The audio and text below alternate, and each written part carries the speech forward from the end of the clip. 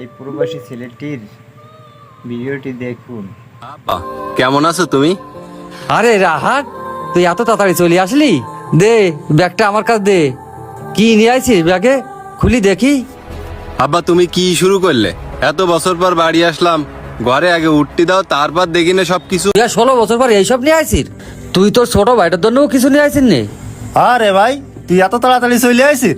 দেখি আমার জন্য কি নিয়ে আইছিস। আমি বলিলাম না তোমার বড় ছেলে আমাকে জন্য কিছু করেনি আর করবেও না। দেখিস আমার জন্য কিচ্ছু নিয়ে আসেনি। আমার জন্যও তো কিছু নিয়ে আসিনি। তুই আর 16 বছর ধরে বিদেশ করলি, কারোর জন্য কিছু আনলি নে। আমি কত আশা করি রয়েছি তুই গয়না কাটি আনবি। এই ইনতে 3 মাস আগে আমি তোর বোনের বিয়ে দিলাম। তার শ্বশুর বাড়িতে তখন শুনবে বড় ভাই বিদেশে বাড়ি আইছে। ও শ্বশুর বাড়িতে তখন দেখতে যাবে বোনের জন্য কি নিয়ে আইছে। যখন শুনবে ওর বোনের জন্য কিছু নিয়ে আসেনি, তখন আমার মান সম্মানটা কম যাবে। তোর লজ্জা করলো না খালি হাতে বাড়ি আসতি? আব্বা তুমি কার কি করছো? ওর কি কোনো লজ্জা শরম আছে? ও তো স্বার্থপর, শুধু শুধু 5 লাখ টাকা খরচ করে বিদেশ পাঠাইছো, এখনো ধরা খেয়ে বাড়ি এসে কাইনতিস। মানুষ তো বাড়ি আসবে বলে আগেতে ভাই বোনের জন্য কত কিছু কিনি থই, ও তো আমাকে জন্য কিছু কিনিনি। আমাকে জন্য কেনবে কেন? ও আমাকে কত তো মনেই করে না। 5 লাখ টাকা খরচ করি ওদের বিদেশ না পাঠাইয়ে আমি গরু কিনে তুতাম, তাতে আমার অনেকটা লাভ হইতো। হ্যাঁ তুই কনে উঠিস রে? সুহাগ, তুই এমন করতেছিস কেন আমার সাথে? কেমন করবো তোর সাথে? আমার এ ঘরে তোর কোনো জায়গা হবে না। আমার শালা আইছে, ওই 1 মাস থাকবে। তুই যে রান্না করে থাকি। ভাই, আমার থেকে তো শালা আপন হয়ে গেল। তোরে আমি সেই ছোটবেলা থেকে এত বড় বানাইছি, আর তুই কিনা আমার ঘরে উঠতে দিচ্ছিস নে।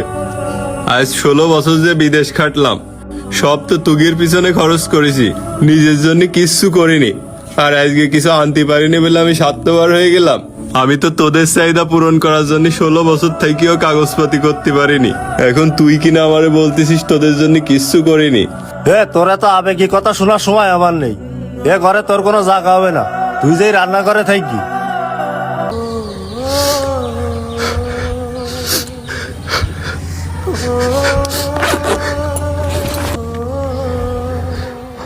আব্বা, আমি তোমাদের জন্য 16 বছর ওই দূর প্রবাসে কাটালাম।